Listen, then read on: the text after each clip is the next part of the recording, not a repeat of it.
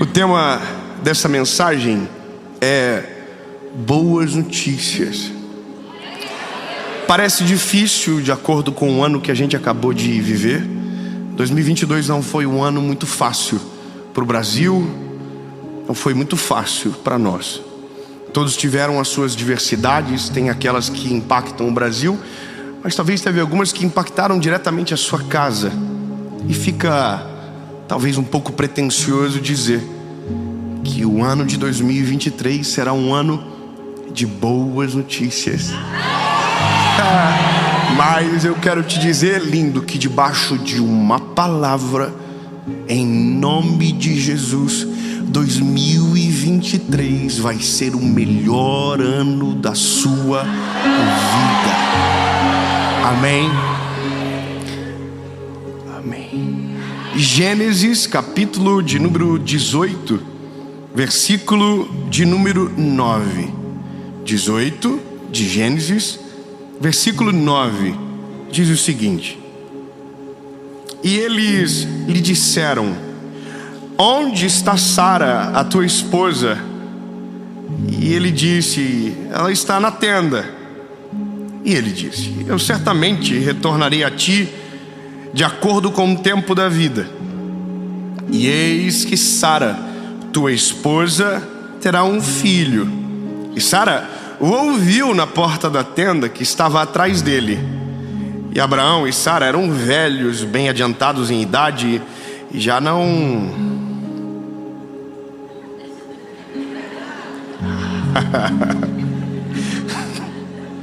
Eu preciso amadurecer, irmão. Por isso Sara riu dentro de si, dizendo: depois de envelhecida, eu terei o prazer, e meu Senhor sendo também tão velho. A minha tradução é a King James, então ela é um pouco mais simples de compreensão. E aqui fala esse detalhe: olha, eles já não estavam mais naquela coisa, aquele movimento evangélico, aleluia. Tomara que todo mundo tenha entendido. Mas escuta só, nós vivemos um ano difícil. Foi um ano fácil. Para acabar com o Piqui do Goiás, o Brasil perdeu. O Escasas. Nós ia ser campeão, e eu fui para a primeira Copa do Mundo da minha vida. Eu gastei dinheiro, né? Tudo. Mas foi profético, porque eu tinha que gravar a série 16, 17 e eu não ia ver a final. Não quero falar nada, nenhum detalhe sobre isso. Mas no último jogo que eu tava lá, o Brasil perdeu. E era o último. Não me venha com esse negócio de pé frio, porque eu vi o Brasil ganhar de 4-1 também. Então é meio pé. Mas brincadeiras à parte, eu sei que teve muita gente que... Tem gente que é chata mesmo. Ai, não é hora de Copa do Mundo. É hora sim. Eu tava 4 anos esperando, eu queria ver, e pronto.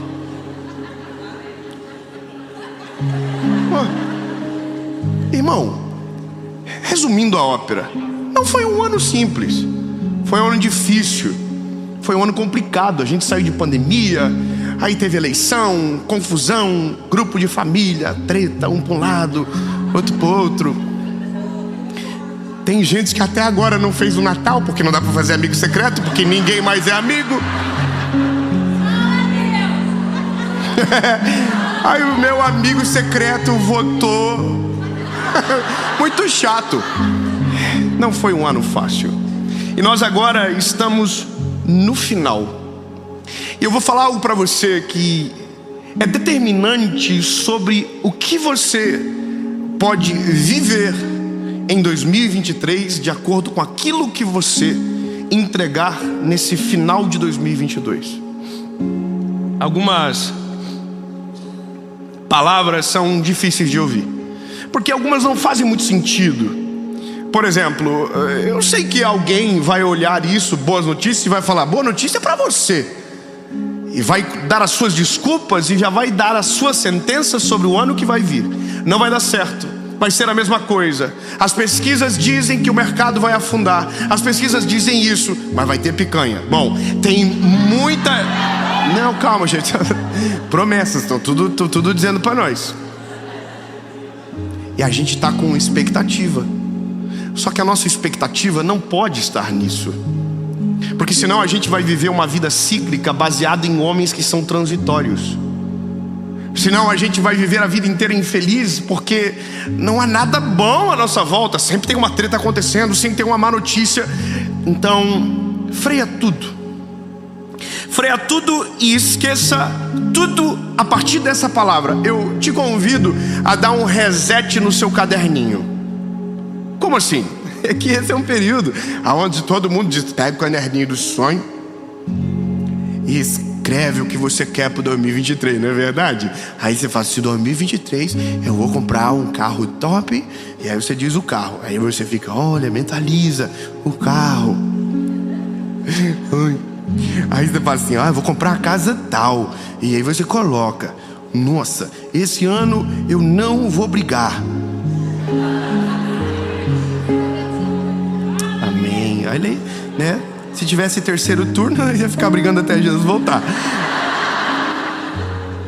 Agora, o reset esquece o caderninho. Porque a palavra que eu tenho sobre você não tem a ver com o que você escreveu, não tem a ver com os teus planos, não tem a ver com os meus planos, não tem a ver com a política, não tem a ver com as pesquisas, não tem a ver com as previsões sobre 2023. É totalmente oposto e totalmente maior do que tudo o que a gente planejou. David, eu estou só assim ouvindo uma coisa motivacional. Agora esquece a motivação também, porque eu quero entrar com uma palavra. A palavra é essa: Deus está passando pela tenda de Abraão. Abraão está com a vida resolvida, o game da vida resolvido. 70 anos, a velhinha dele top, maneira. Já não... Mas isso é detalhe. Rico. O sobrinho dele, o Jó, está lá em Sodoma e Gomorra. Não tem família muito perto para se incomodar. Tá tudo certo a vida dele. E ele é amigo de Deus. Não tem nada melhor do que isso. Bom, 2 anjos estão descendo e passando na frente da tenda dele em direção a Sodoma e Gomorra. E o lugar onde Abraão morava era uma região chamada Carvalhais de Manre. Bom, eles passam, e quando estão passando dizem: olha, nós não vamos esconder de Abraão o que vamos fazer. Ele é amigo. Que loucura Deus falar: olha, eu não vou deixar de falar para ele, porque ele é meu faixa, fechamento. E aí a Bíblia diz que os seres voltam, são servidos por Abraão. Abraão honra a visita deles. E quando eles estão para ir, um deles diz: aonde está Sara? E ele diz: Sara está aqui dentro, na tenda. E a palavra do anjo é: virá sobre vocês uma promessa, um filho. Quando ele fala isso, o Abraão está emocionado ali fora. Sara está em outra vibe dentro da tenda. A Bíblia diz que Sara, irmão, rachou o bico dentro da tenda. E quem está fora da tenda ouviu a Sara rindo. E perguntaram: por que a Sara está rindo? E a Sara meteu a cabeça para fora da tenda e falou: é porque nós... Esse velho aí, nada. Eu tô só fazendo você ver a cena. Mas ela diz: olha, a gente é muito velho já. Entenda que todos os nossos sonhos e planos têm a ver com uma só palavra: é realidade. A nossa realidade, ou aquilo que os nossos olhos enxergam. E esse é o grande problema, porque a gente se acha visionário. A gente diz: nossa, eu sou megalomaníaco. E bebê, você pode ser o mais megalomaníaco do mundo, você é um coitado. Você não vê nada além do que os teus olhos alguma hora te apresentou. Porque eu quero ser astronauta. É porque você viu um vídeo de alguém indo pra lua, filho. Senão você não saberia que existiria um astronauta. A gente está limitado a informações. Ou seja, quem tem muita informação consegue sonhar porque tem mais informação. Quem tem menos informação sonha dentro de uma realidade. Parece que é simples, mas eu vivi isso na prática quando eu era jovem, com um garoto. Até contei essa história, alguma mensagem que o rapaz falou que o sonho da vida dele era ser um caminhoneiro. E eu achei aquilo, tudo bem, cada um sonha com o que quer, mas tem 1 milhão de outras carreiras. Eu disse para ele: mas você quer ter a sua empresa de caminhão? Ele falou: não, eu quero ser motorista. E ele tinha 17 anos. Só que eu entendi naquele dia que aquele sonho estava limitado a uma construção da família dele. Ou seja, nós, se formos planejarmos 2023, estaremos espelhando 2022, 2021, 2020, 2019, 2018, 2017, e a gente vai estar falando do futuro, espelhando o que viveu a vida toda no passado. Sabe o que eu acho maneiro? Eu digo sempre isso com a minha esposa quando nós estamos planejando alguma coisa que Deus deve curtir com nós. Deus olha pra gente e fala assim: oh, que bonitinho, olha o que eles falam. Porque na minha cabeça é muito claro: Sara riu, Deus também deve ter rido, irmão. Sara fez, Deus falou: essa velhinha, se ela soubesse. Porque na nossa cabeça a limitação sempre é a realidade. Quando a gente entende isso, agora fica mais claro a gente compreender que se você nasceu em uma casa onde o amor não foi presente, como pode você conseguir sonhar com uma família maravilhosa? Se você cresceu em um ambiente de muita miséria, de que maneira você vai sonhar com fartura se você nem sabe o que significa? Como pode alguém sonhar com um casamento feliz se a vida inteira viu divórcio e fracasso dentro da família? É isso lindo. Se os nossos sonhos são só nossos, eles estão limitados com aquilo que os nossos olhos enxergam. Agora, quando nós tiramos das nossas mãos o sonhar, o bloquinho de anotação, o caderninho, dizemos: Jesus, chega, eu não quero viver isso aqui sozinho, me ajuda a desenhar. Aí Deus fala assim: está preparado? Porque o que eu vi, você nunca enxergou. Porque o que eu sei, você jamais soube. Lembra? Porque os pensamentos do Senhor são maiores do que os nossos, tão altos que nós não podemos atingir. Agora a gente começa a ter um pouquinho de esperança, porque se Deus entra na jogada, a pesquisa não serve mais. Se Deus entra na história, o passado já não serve mais. Se Deus entra no nosso rumo, o caminho que a gente escolheu já não serve mais. Porque depois que Ele entra, é um antes e depois da nossa história. Sem Deus, fraco, cansado, sem visão, desmotivado, preso a uma realidade. Depois que Ele entra, livre, leve, visionário, cheio de esperança. Sabe, é totalmente diferente. Agora, tem um problema. É que quando Deus manda a braba Deus mandou a braba. Deus mandou sobre mim, provavelmente Deus já mandou sobre você. A gente tem um problema, aí não consegue esperar. A gente fica: oh meu Deus, olha pra mim. E aí Deus fala: não olha pra você não, continua olhando pra mim. Não tem a ver com você, tem a ver comigo. A Bíblia diz que Sara, ela fica com dó porque parece que a promessa não vai acontecer, e faz Abraão deitar-se com Agar, que é uma serva, e nasce um filho chamado Ismael.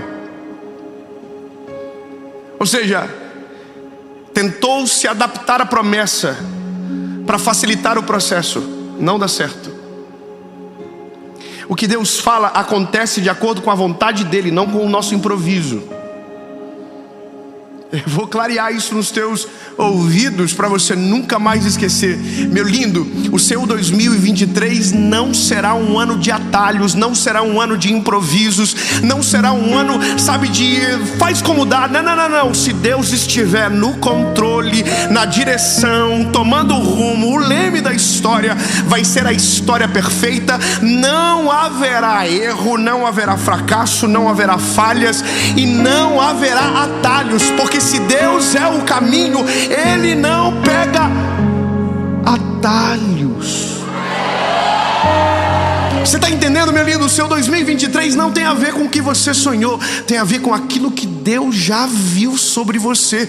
Ou seja, ao invés de você tentar escrever aquilo que você viveu no passado para tentar planejar o seu futuro, começa a perguntar para quem te viu no futuro e que ignora o teu passado para construir uma história extraordinária sobre você. É isso que importa. Não tenta improvisar. Sara tentou, deu ruim.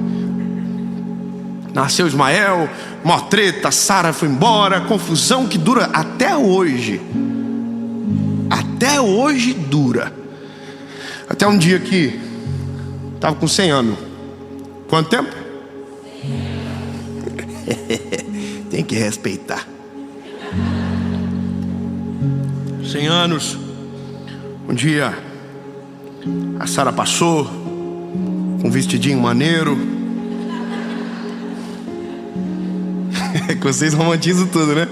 Ai, nasceu do Espírito. Não, só tem um, foi Jesus. Aqui vai tudo, né? Amém. Sara passou, Abraão falou: tá indo onde? Cheirosa, hein? Perfuminho de top. Roupinha maneira, hein? Entra aqui.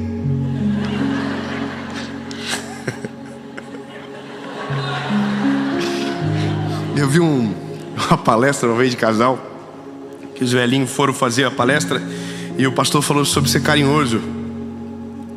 Com a velhinha, lá uns carinhos, assim. Aí a velhinha estava costurando, ele chegou em casa, motivado. A velhinha estava costurando, ele foi, passou a mão no ombro da velhinha. Quando passou o ombro, a velhinha falou: que é isso? Tirou a mão dele e falou: depois de velho tá ficando mal criado? Era só uma mãozinha no ombro. Abraão não. E aí nasceu um filho chamado Isaac. Isaac significa sorriso de Deus, alegria do Senhor, porque é isso que a promessa de Deus traz sobre nós: sorriso, alegria. Porque quando você olha, você não consegue acreditar que aquilo é real. Posso falar uma coisa para você? Eu olho para isso aqui, eu nunca vou me acostumar. Para mim não é real, porque eu nunca teria a capacidade de imaginar, projetar, sonhar algo tão maravilhoso. É lindo. Eu estou em Araçatuba,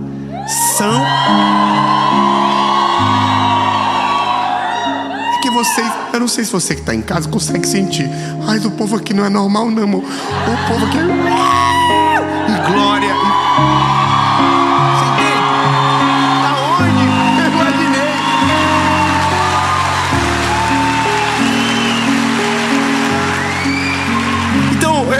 ai meu Deus, o tempo.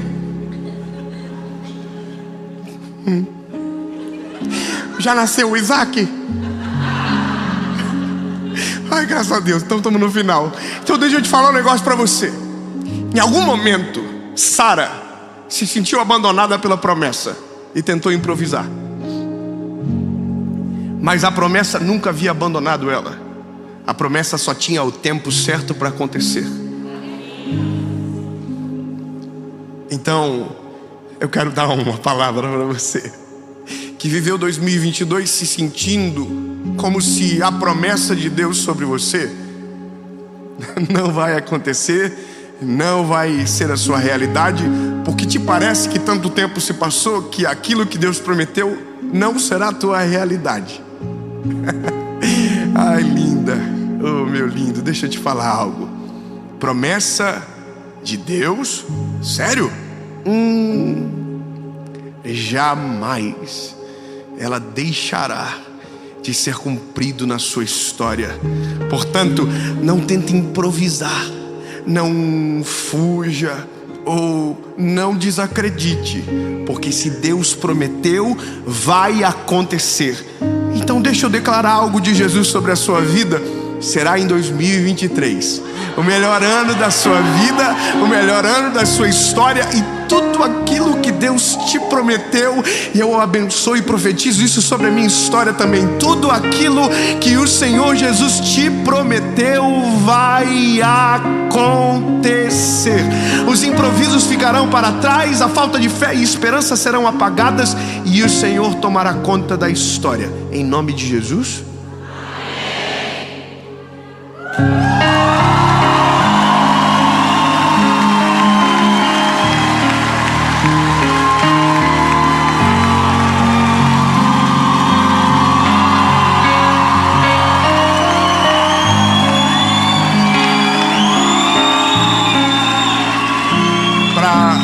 De encerrar 2022, esqueça tudo o que ficou para trás.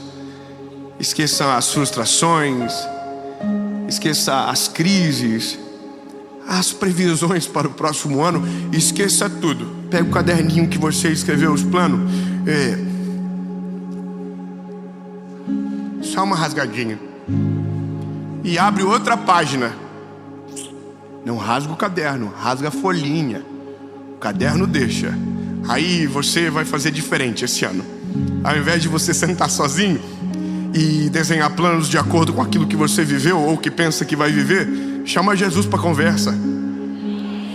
Fala: Jesus, eu controlei 2022, deu tudo errado. 2023 é totalmente teu. Jesus, me ajuda. Desce aqui, fala comigo, me mostra, aponta o caminho, aponta a direção, me faz relembrar das promessas, porque eu não vou viver mais um ano longe da tua presença. A minha vida é sua, a minha história é sua, o meu futuro é completamente seu. Em nome de Jesus.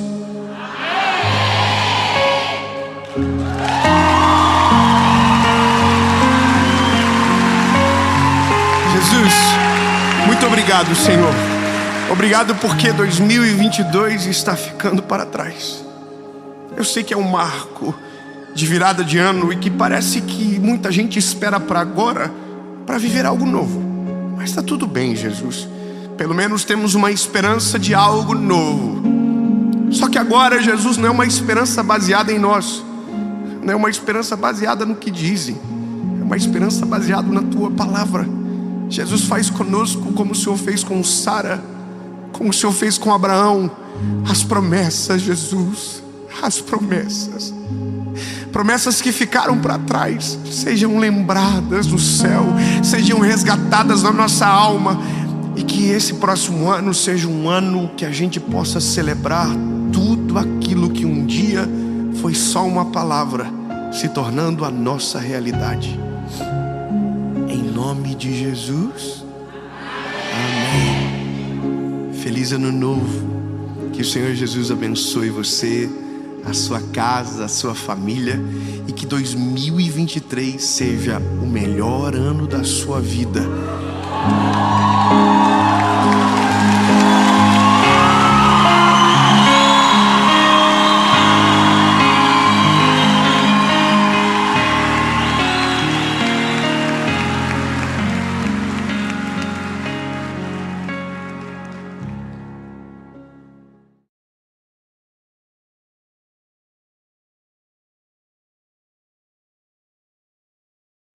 Fala, meu lindo, minha linda.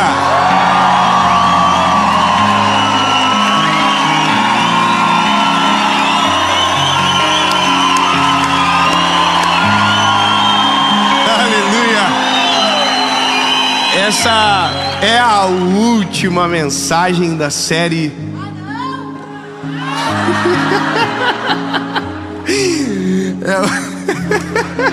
Muito bom. Ah, não! Irmão, eu amo de vocês, obrigado. A última mensagem da série Oásis. Oásis, só para você não esquecer, é um refúgio no meio do deserto, um lugar de sombra, de água, alimento no meio de um ambiente de muita seca. No deserto nós chamamos isso de oásis, na vida nós chamamos isso de Jesus. Jesus é o nosso oásis perfeito. quando estamos cansados, sobrecarregados, oprimidos. Ele é o nosso descanso, o nosso refúgio, o nosso socorro bem presente no dia da angústia e da tribulação. Eu espero que essa série tenha sido suficiente para você entrar nesse refúgio, mas para nunca mais sair dele. A mensagem de agora é a última da série, mas antes de eu ministrá-la, antes de nós conversarmos, porque mesmo sendo né, a última, você top, só para despedir então, porque já tem outra série provavelmente nascendo, saindo do forno, no coração do Papai do Céu, já está prontinha. Em breve a gente vai descobrir o que Ele deseja falar mais ainda com a gente. Mas enquanto isso, vamos curtir até o final. Se você ainda não curtiu o vídeo, curte agora, é só dar o like, top, comenta, compartilha, manda pros amiguinhos, se inscreve no canal, ativa o sininho e bora pro vídeo.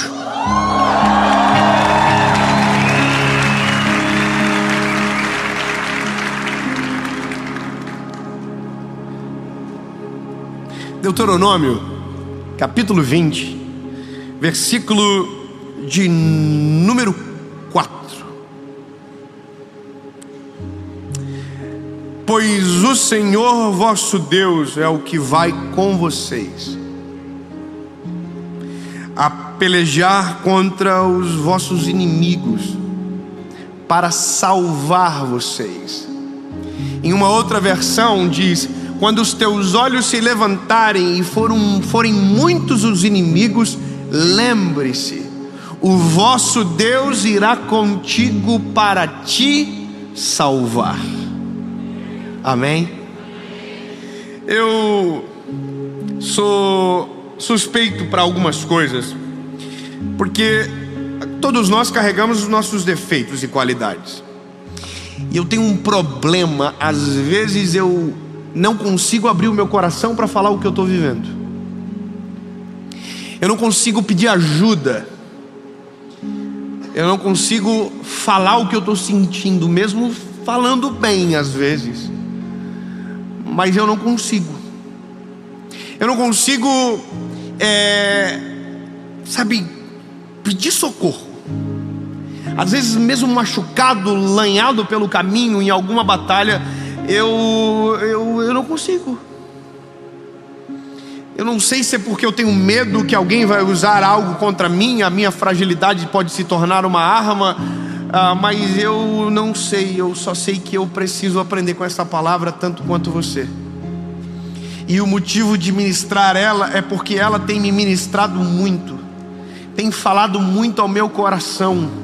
Porque a nossa canseira, o nosso esgotamento, a nossa fadiga, ela é justamente porque estamos tentando vencer batalhas que só com Ele é possível a vitória. Porque não temos pessoas que dividem conosco a nossa cruz. Porque talvez nos faltem um amigo que pode dividir conosco o peso de uma jornada. E então a gente tenta, batalha, e quando vem a nocaute, destruído, cansado, assim, recobra que poderia ter sido muito diferente se tivesse alguém com você. Poderia ter sido diferente se você tivesse um amigo. Poderia ter sido diferente se os teus joelhos estivessem dobrados. Poderia ter sido diferente se você não tivesse entrado nessa batalha sem Ele, sem Jesus. A minha pequena aprendizagem de vida, por conta da minha idade, já me fez entender muito claramente que todas as vezes que eu fiz sem autorização de Jesus, eu me lasquei. Que todas as decisões que tomei longe dele, me prejudiquei. Que todas as vezes que eu ousei decidir ou pensar que estava maduro o suficiente para não perguntar, paguei um preço muito alto. Entende que loucura? A gente é ser humano. Eu falava com um amigo hoje, nós temos uma falsa impressão às vezes sobre os ministros. porque dependendo como esse prega, parece ser que ele é super-herói e que ele não é passível dos mesmos problemas e das mesmas dores do que os mortais. Eu não sei se você tem essa impressão, e alguém às vezes me diz: olha, você é a minha maior referência. Eu morro de medo. Eu falo: ô Jesus, tem misericórdia. Se eu vacilar, Jesus, a treta é tão grande. E aí eu começo a perceber que quanto mais a expectativa dos outros aumenta, muito mais preciso dele comigo. Muito mais preciso dele para decidir para onde vou, o que vou fazer, aonde vou entrar, qual batalha eu devo entrar. E tem dois inimigos disso, dois inimigos que me impedem de entrar junto com ele na batalha, ou melhor, entrar só na batalha que ele entra. A primeira, você não vai acreditar, mas é a maturidade. Eu vou te explicar, porque pode ficar dúbio isso aqui, e não é a minha intenção. Mas a maturidade é a falta de dependência para muitos. Eu vou melhorar. Eu tenho 3 filhos. Uma faz xixi na fralda, o outro faz xixi no vaso comigo, e o mais velho vai sozinho sem eu. São 3 estágios: total dependência, meia dependência, independência. À medida do tempo que vai passando, os nossos filhos dizem isso pra gente: papai, eu não preciso mais do senhor aqui. O João, ele pede para mim raras vezes, mas somente quando a luz está apagada, porque o interruptor está no lugar mais alto e inacessível. Então ele diz: papai, vem me ajudar. E aí eu vou no banheiro, e ele diz: tá bom papai, pode sair já. Eu: sério filho, não quer ajuda? Não, pode, espera ali fora papai. E aí eu o respeito. Só que tem uma coisa que para mim é muito importante, que para áreas da vida do meu filho eu realmente quero que ele seja independente. Para algumas áreas da vida dele eu realmente quero exatamente isso: filho, não dependa do papai, faça isso mesmo, tá tudo certo. Mas tem áreas da vida dele que eu não quero que ele jamais perca a dependência. Como assim, David? Sim, eu não quero que ele seja meu refém, mas eu quero que ele confie tanto em mim que antes de tomar uma decisão pergunte para ver o que eu acho. Porque a minha experiência já me colocou em buracos e me tirou de outros. Então ele não precisa cair no buraco que o pai já caiu. Então se ele me pergunta, eu ajudo. Não filho, não faz isso, já deu errado. Então entende que se a maturidade dele for tamanha a ponto de ele olhar e não identificar mais que ele precisa de mim, eu me torno alguém distante, e as ações dele são totalmente dele, e eles não dependem mais de mim. Isso serve em tudo na vida, e isso serve comigo, isso serve com você. Quando aceitamos a Cristo, quando conhecemos a Jesus, não sei se você entende e percebe isso, mas a gente é muito mais intenso na oração, a gente é muito mais apaixonado, a gente ora mais, a gente busca mais, a gente clama mais, a gente jejua, a gente ora, a gente busca, a gente não falta uma reunião. Se tiver gente junto para orar, a gente top! Mas daí a vida vai ficando, parece que sob o controle, e a gente vai perdendo aquelas nossas pontes de dependência que nós tínhamos. E aí a gente vai esfriando. E aí, meu lindo, nós entramos em batalhas que não deveríamos entrar, nós entramos em lutas que não eram para nós, a gente está cansado, a gente não produz confiança, não tem gente à nossa volta que nos sustente, e quando a gente menos espera, a gente está derrotado em batalhas que nem nossas eram, porque estávamos sozinhos aonde poderíamos estar ou acompanhado ou sequer ter entrado. Eu tive uma experiência com Jesus agora alguns dias atrás, em uma oração, que o que eu disse foi para mim uma mensagem. Eu só não entendia que era o Senhor que estava falando através de mim, mas a minha oração não era minha, não era o que eu estava talvez sentindo, mas foi o que o Senhor me fez sentir.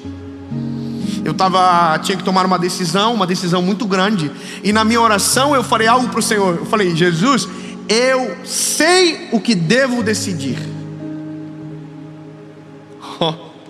Eu imagino Deus olhando assim: que é isso? Então eu falei: eu sei o que eu devo decidir. Aí dentro de mim o Espírito Santo clamou, e eu só disse o que eu senti. Mas Senhor, eu sei que eu não sou capaz de decidir distante da tua aprovação. Portanto, Jesus, porque sabes mais do que eu, a decisão está nas tuas mãos. E aí, irmão, manteiga derretida, já comecei a chorar. Eu falei: oh meu Deus do céu, é verdade, Jesus. A minha maturidade derrota a minha dependência. A minha presunção tira a graça da vida. Porque daí eu começo a entrar numa carreira solo. Lembra que eu disse no começo: não consigo abrir o meu coração, é tão difícil para mim. Pois bem, lindo, se você vive carreira solo, você vai morrer e ninguém vai saber. Você vai ser o indigente da guerra, difícil de identificar, porque não tinha ninguém do teu lado, porque você não deixou, porque você não quis. Você sabe, chegou um momento da sua fé que você pensou que não precisava mais dele, então você está sozinho na guerra. E eu converso com gente que vive carreira solo, e é tão triste ouvir a conversa, porque sempre está carregado de amargura, sempre tem dor na palavra, sempre é pesado, sempre é angustiante, porque é cansado, porque está sobrecarregado, porque não tem irmãos que dividem a culpa, o peso, a corrida, a carga. E aí eu entendo que o errado é a gente, é eu. Eu não posso fazer dessa maneira. Eu não posso tentar viver sem Jesus, sabendo que só nele permaneço vivo. Não é possível mais. Não é mais possível. É como se descobrisse que a dependência é a coisa mais maravilhosa que existe na vida com Jesus. Quem tem filho aqui? Quem tem filho? Levante a mão. Você celebrou muito quando ouviu a primeira vez a palavra papai? Ou a palavra mamãe? Sim ou não? É gostoso, não é? E existe uma batalha entre o pai e a mãe sempre. Então ele vai falar papai primeiro, e a mãe diz: não, ela vai falar mamãe primeiro. Bom, nesta guerra, no terceiro eu ganhei. A minha filha Serena, ela começou a balbuciar a palavra papá. Papai. E eu falava: ela tá falando papai. A minha esposa: não, ela tá pedindo comida. E eu falava: não, ela tá falando papai. E todo mundo dizia: não, ela não tá falando. Irmão, todo mundo lá em casa se virou contra mim. Olha que guerra. E eu dizia: é papai, eu tenho certeza, é papai. E ela é uma delícia, ela é linda. E eu olhava pra ela e: papai. E ela falava: papai. Não, tenho certeza. Só que aí essa semana agora, nesse pré-série, como ela me ama muito. Ai, irmão, só tive guri, irmão. Os guri, eles assim: pai, tá legal, mas a mãe é a razão da vida deles. Se não tem o pai, tá tudo bem, mas se não tiver a mãe, meu Deus do céu. Irmão, eu tive que acostumar. Mas a minha filha não, ela me vê, se eu não pegar, ela chora. E eu me sinto herói. Não tem, irmão, melhor sensação do mundo. Aí essa semana eu tô passando, e aí ela tá sentada no colo da moça que trabalha com a gente. E aí eu penso assim: eu não vou deixar ela ver, porque se ela me ver, ela vai querer no colo e eu tinha que vazar. E aí, irmão, eu tô assim, pé por pé. E quando eu olho assim, o olharzinho dela me encontra. Aquela carinha gordinha, bonitinha. E ela olha pra mim e faz assim, ó: papá. na hora eu falei tudo que eu estava fazendo. Eu falei, meu Deus, minha pressão baixou, tira a minha pressão aqui. Eu liguei o FaceTime na hora, chamei a minha esposa. Falei, tenho algo para te falar e tenho provas. A Serena está falando papai. Virei para babá e falei assim, fala para ela, fala.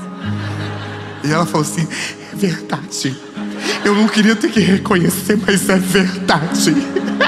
Ei, eu entendi uma coisa. Quando ela falou papai, não é só 2 sílabas.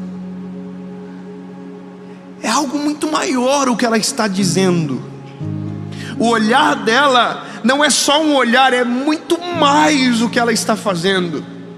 O olhar, a fala revelam amor, mas revelam o que eu queria tanto: dependência. Eu queria que alguém olhasse para mim e tivesse em mim a figura de provedor. Sabe, meus meninos, a paixão deles é a minha esposa, então eu já desisti. A gente ama tudo igual, mas eles, mesmo amando tudo igual, conseguem deixar a gente às vezes humilhado. E agora na terceira, eu entendi o que a minha esposa sentiu nos 2. Heroína. E sabe quando eu quero que isso acabe? Nunca. Ela vai estar namorando, irmão. Eu vou aparecer. E só de falar já me dá ódio. Eu vou aparecer. E eu quero que ela largue tudo, olhe no meu olho e diga papai. Eu quero que ela venha perto de mim, me abraça, me beija. E eu vou abraçar ela olhando pro namorado dela, dizendo: por que, Senhor, por quê? Ai, irmão, mas sabe, eu fico imaginando o coração de Jesus com a gente. Eu fico imaginando Jesus olhando para mim e para você, dizendo: lindo, eu sou o seu papai. Você não precisa batalhar sozinho. Você não precisa lutar sozinho. Você não precisa decidir sozinho. Tudo o que você precisa, eu estou aqui para te ajudar. A decisão, a direção, a palavra, a visão, tudo o que você precisa tem comigo. Você vai bater em outras portas, mas no final vai descobrir que tudo o que precisava tinha em mim. Ei, eu sou o seu papai. Olha no meu olho, abre, declara, confessa, reconhece: você depende de mim e eu amo que você dependa de mim. Irmão, eu entendi uma coisa. Esses dias eu estou lendo um texto bíblico de Jesus quando está encontrando os discípulos pela terceira vez depois de ter ressuscitado. Pedro está pescando, voltando da pesca, uma confusão gigantesca. Mas tem uma coisa que eu sou apaixonado nesse texto, é que tem um detalhe. A Bíblia diz que quando eles estão voltando de uma noite fracassada sem pescar nada, na praia com Jesus já tinha pão, brasa e peixe. Não entendi? Eu vou explicar. Não tem problema. A gente passa uma vida inteira sozinho tentando encontrar alguma coisa que nos preencha. A gente bate em tantas portas, a gente bate em portas demais, né, meu amor? A gente tenta com a nossa mão, e a gente vai, a gente faz, e nada preenche. E aí de repente um dia a gente descobre que não precisava ter corrido tanto, que tudo que a gente precisava tinha nele: pão, brasa, peixe. Pedro passou a noite toda jogando rede no mar. Se ficasse na praia com ele, não precisaria, porque tudo o que eles precisavam tinha com Jesus. Lindo. Existem 2 coisas que são fundamentais na vida da gente. A primeira é depender de Jesus, e a segunda é andar com gente que depende de Jesus também. Eu vou clarificar isso. O primeiro ponto você já entendeu. Não importa quão um velho você fique, quão maduro você se torne, você sempre dependerá dele.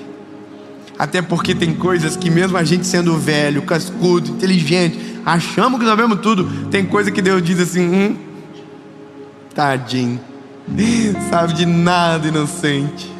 Deus sempre tem muito mais, muito além, muito fora da nossa capacidade. Mas o segundo ponto, isso é necessário você saber, e é um conselho que eu dou para todo mundo. Se você depende de Jesus para viver, ande com gente que depende de Jesus para viver. Por quê? Porque gente que divide a batalha com o Eterno consegue te ajudar a dividir a batalha também.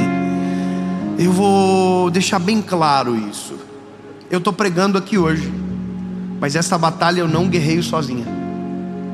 E eu já batalhei sozinho isso daqui, até um dia que eu descobri que dentro da minha casa tinha uma mulher que entrava na guerra junto comigo e eu não sabia.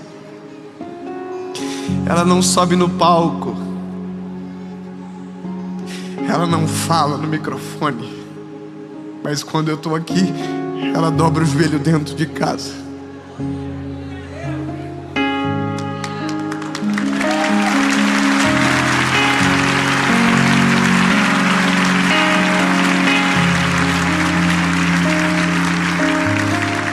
De tantas prioridades que você tem, uma tem que estar em primeiro lugar: encontrar amigos que dividam o peso da sua cruz. Gente que olha para você e que se importa com o que você sente, com a dor que talvez você tenta esconder. Mas gente que conhece tão bem você que quando você está caído, te ajuda a levantar. Que quando você não tem forças para orar, dobra os joelhos por você e às vezes antes de você. Que divide o peso, que divide a cruz. E esses são os amigos que me sempre me farão lembrar que eu preciso de Jesus para tudo na vida. Eu tenho escolhas. Eu posso ter esses amigos, ou eu posso ter aqueles que, pelo contrário, me desanimam, me fazem desistir da batalha, não dividem a minha cruz, pelo contrário, são as próprias cruzes. E talvez você está rindo e você é a cruz de alguém.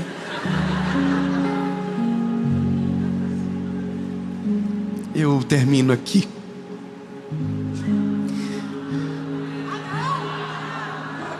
Irmão, nunca mais entre numa batalha sozinho. Nunca mais guerreie sozinho. Nunca mais decida sozinho. Porque todas as vezes que você fizer sozinho, você vai colher sozinho. Mas quando dividimos a cruz, quando dividimos a batalha, quando antes de entrarmos na batalha perguntamos para o dono da guerra se ele deseja, a gente garante algo que só nele é possível: um descanso no meio do deserto.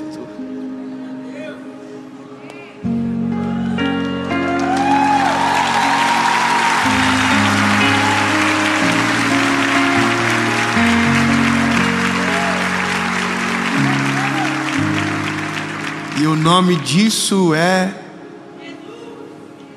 Oásis. Jesus.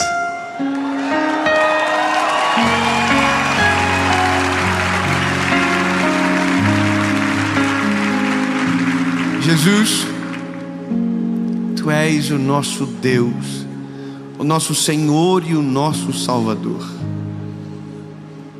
Pensamos que conseguimos, mas estamos errados. Não somos tão dependentes como imaginávamos. Precisamos de Ti para tudo, Jesus. Não importa a estação, não importa a temporada, precisamos de Ti sempre. Até crescemos, ficamos maiorzinhos, Jesus, mas o coração ainda é de um garoto que não tem coragem de pregar sem perguntar para Ti primeiro, que não quer viver longe do Teu conselho, distante da Tua presença, longe do temor. Jesus, Tu ainda governas sobre nós. Não nos deixe sozinhos, Pai, porque somente quando o Senhor está conosco, não importa o tamanho do exército que virá contra nós, se o Senhor estiver conosco, a vitória é certa. Em nome de Jesus, amém.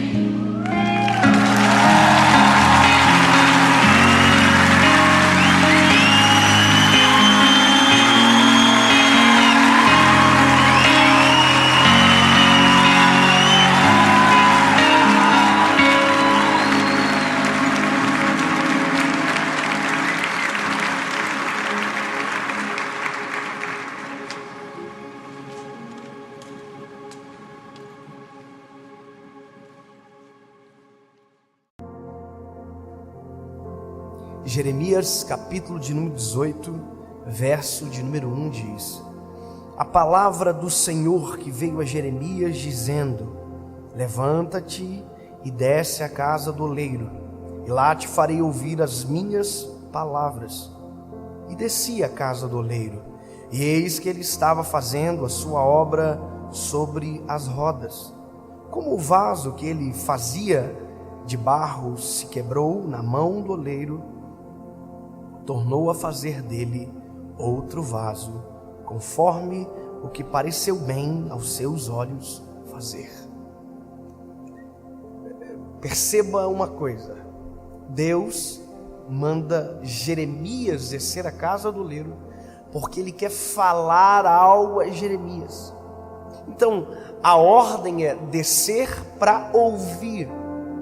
Só que quando Jeremias desce à casa do oleiro, a princípio, em um primeiro momento, Deus não está falando com ele através de palavras. Não existe a voz de Deus. Existe uma cena. E essa cena do oleiro trabalhando é Deus falando com Jeremias. Sem palavras, mas com uma obra acontecendo perante os olhos de Jeremias. Isso me diz algumas coisas. Primeiro, Deus sempre, quando fala para ser compreendido. Deus não é um Deus de confusão, que quando fala, nos deixa em dúvida.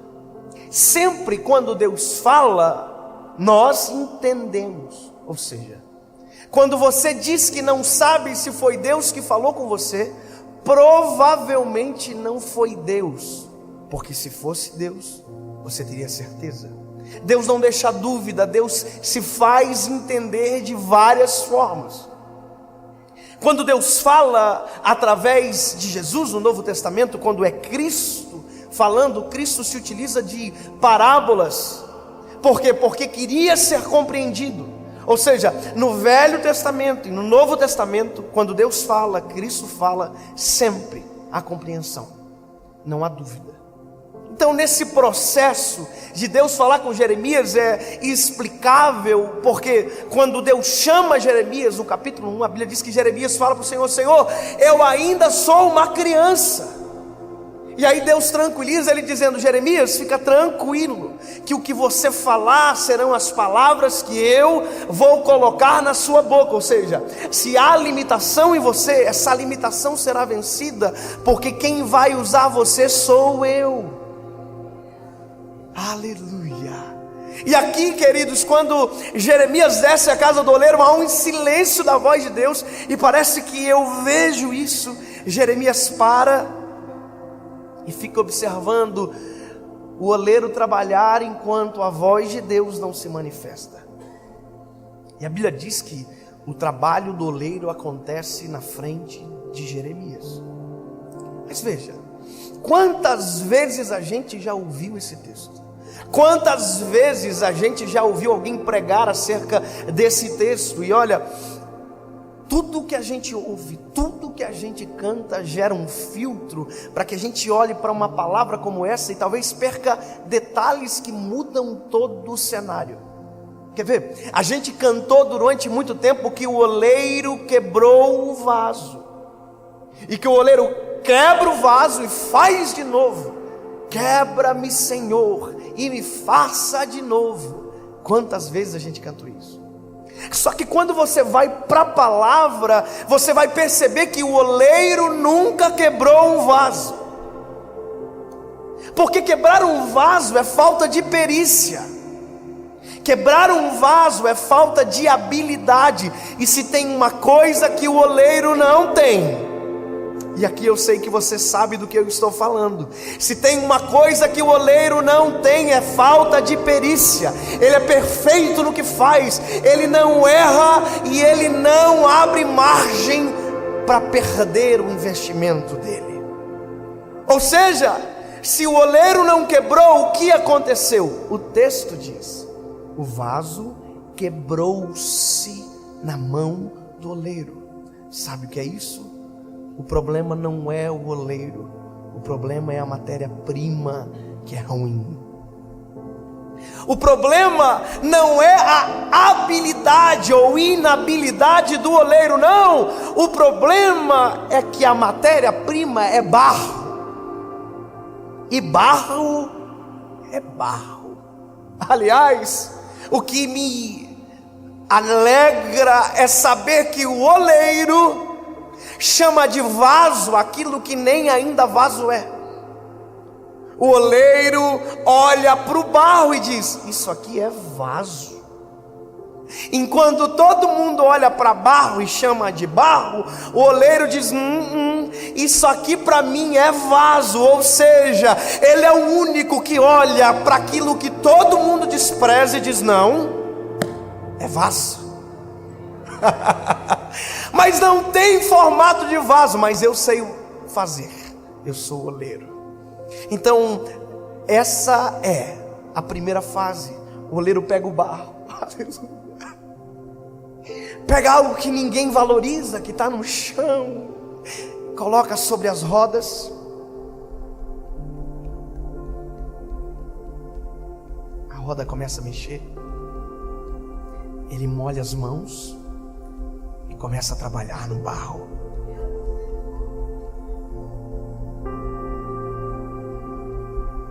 Só que a Bíblia diz que nesse processo o vaso se quebra. Quebrou-se na mão do oleiro. Só que, veja, você já viu chicletes quebrar? Não, porque tudo aquilo que é mole não quebra, simplesmente perde o formato, perde a identidade. Então o oleiro está trabalhando no vaso, que ele chama de vaso, porque ainda é só um barro mole. Ele é o único que vê no barro, que só ele enxerga. Ele está trabalhando. Aí o vaso se quebra. Sabe o que alguém que não é oleiro faz? Descarta essa matéria-prima e pega outra matéria-prima.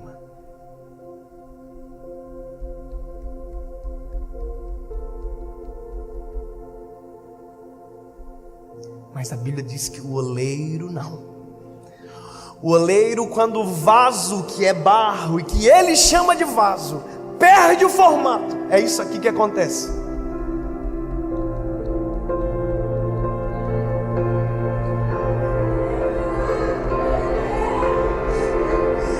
O lugar para perder o formato ou para quebrar como você quer é na mão do oleiro. Porque se você quebrar fora da mão do oleiro, você vai ser visto como todo mundo te enxerga, barro. Mas se você quebrar na mão dele, ele olha e diz: vou fazer novamente um vaso de novo. Porque ele não desiste da matéria-prima que comprou com sangue precioso na cruz do Calvário. E sabe o que é isso? Isso é o maior gesto de intimidade, porque o oleiro interfere em nós com as suas mãos.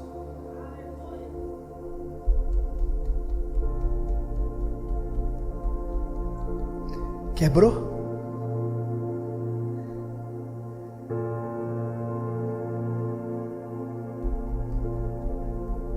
Eu não desisto. E isso Jeremias está vendo. Só que deixa eu te dizer, isso aqui é uma fase.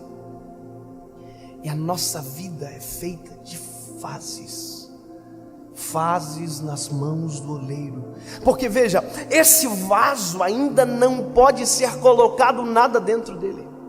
O princípio de existência dele ainda não é atingido. Sabe por quê? Porque ainda não dá para colocar nada dentro dele. Não dá. Porque ele ainda está mole. E Paulo vai dizer: tendo porém tesouros em vasos de barro. Qualquer coisa que for colocada dentro dele agora adere a ele. Isso é o maior perigo da gente, quando aquilo que a gente recebe adere a nós. Você já viu gente que mal começou, já está se achando? Já viu gente que pregou uma vez, já se acha melhor do que o outro? Você já viu gente que porque canta melhor, acha que é melhor do que alguém? Eu sou melhor. Você é vaso igual a todo mundo. O que muda é o que tem dentro. E o que tem dentro não é seu, é dele. Só que veja, é por isso que a gente precisa respeitar as fases. Aqui, só porque tem formato de vaso não significa que é vaso. Só porque tem formato de vaso não significa que está pronto. E a gente tem que ter essa percepção. Ter o formato de vaso não nos diz ser vasos, porque tem processo para acontecer. E o processo do vaso é esse: quando o oleiro termina, a Bíblia diz que ele pega o vaso e leva para o forno. E agora, meu amigo, não se trata mais da habilidade do oleiro, se trata da nossa. Não se trata mais da habilidade do oleiro, se trata do nosso caráter. Porque dentro do forno as mãos do oleiro não nos acompanham. Dentro do forno é um ambiente de solidão, mas é um ambiente de preparo, e que a gente precisa. É nesse momento que os não se apresentam na nossa vida. É nesse momento que a gente não consegue ver quando, porquê não acontece com a gente. Só que nesse momento é um momento de ficar em silêncio. O problema é que quando as pessoas saem das mãos do oleiro e vão para o forno, no forno reclamam, murmuram e dizem: o problema meu é minha igreja, o problema meu é meu pastor, o problema meu é minha liderança, o meu problema é que Deus, chato. O problema é que você não entende o processo. O problema é que você não fica quieto aonde deveria silenciar. O problema é que a gente é imaturo, e por isso que tem gente que vive a vida inteira e não alcança o seu propósito. É porque não respeita um processo para viver o propósito. Nós precisamos entender isso. No silêncio, Deus está trabalhando. Você está angustiado dentro do forno. Deixa eu te dar uma notícia: é ruim dentro do forno, mas o forno fica dentro da olaria.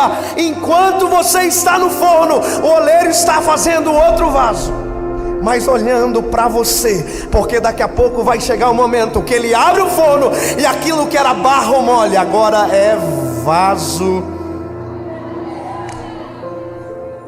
Só que tem uma coisa: tem gente que quebra dentro do forno,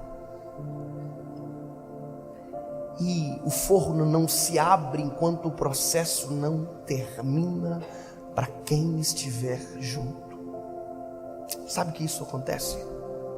Você quebra dentro do forno porque não para, porque reclama, porque murmura, porque sempre acha que tem razão. E quando o forno se abre, os outros vasos que respeitaram o processo estão prontos e você não. Passou pelo mesmo fogo, o mesmo forno, o mesmo processo, só que quem ouviu e respeitou, rompeu. E às vezes a gente está quebrado aqui. Aí o oleiro tem que pegar você, levar para as rodas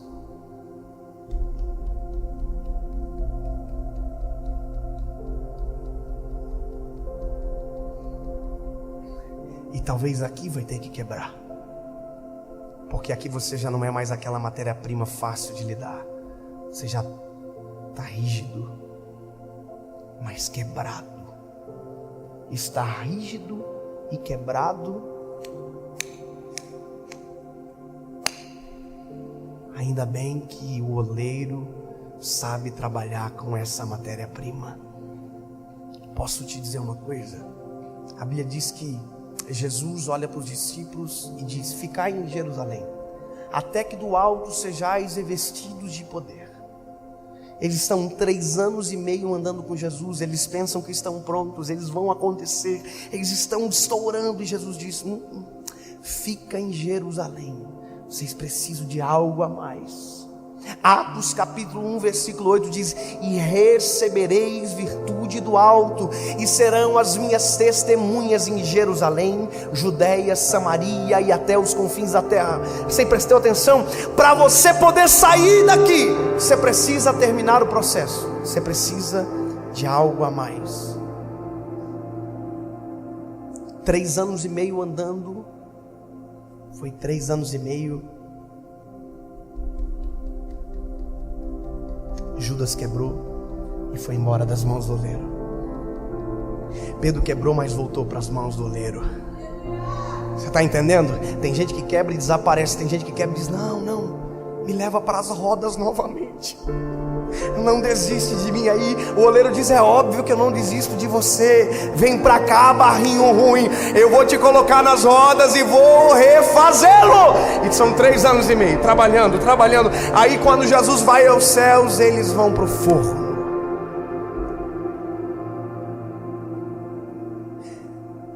E é solidão.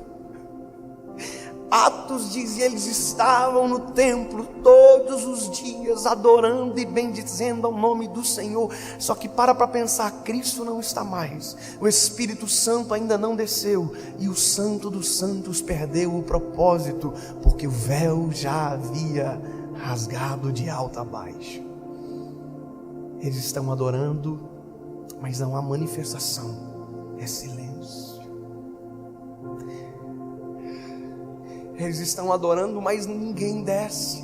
Silêncio. Mas Atos capítulo de número 2 diz que eles esperaram, que eles ouviram a voz e esperaram.